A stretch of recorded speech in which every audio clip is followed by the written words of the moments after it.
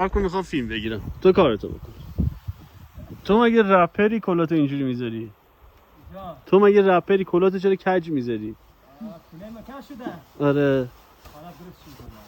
بعد اونجا که وای میسی آفتاب اصلا اون وره، کلا رو بعد اونوری کج بذاری آفتاب بدن. خب نه دیگه، این طرف آفتاب نیست که، آفتاب اون وره صورتته. خب بس چرا الان اینوری بود؟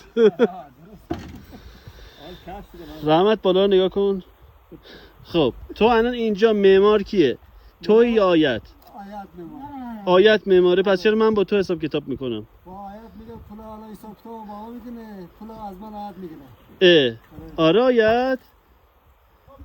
پول ندی کسی میاد کار کنه؟ نه میخوام بدونم اینجا معمار کیه؟ معمار رحمت. اوستا رحمته. تو پس چرا غور میزنی میگی رحمت آروم کار میکنه؟ غور میزنم که کار پیشرفته باشه، نه که مثلا گیری سر با غور میزنه.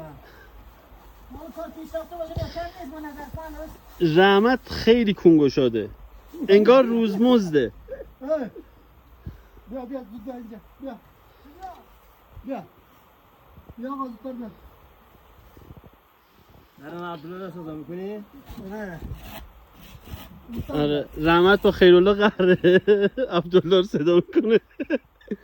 بیچاره عبدالله کونش پاره شده.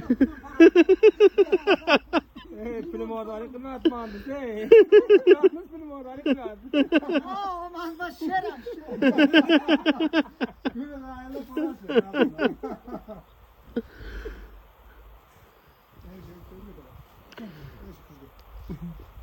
رحمت این توسی ها رو فردا تمام میکنی انشالله؟ انشالله.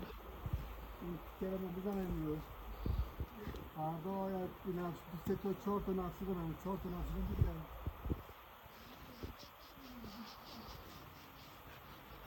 اما خدا بخواد پس فردا تمومه. پس فردا میشه تمام. تا پس فردا داربست بالا رو میبندیم میریم اون یکی بیدار انجام میدیم.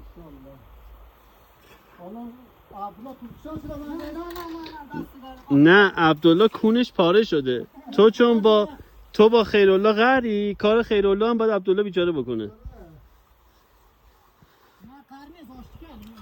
پس چرا به خیرالله کار نمیده؟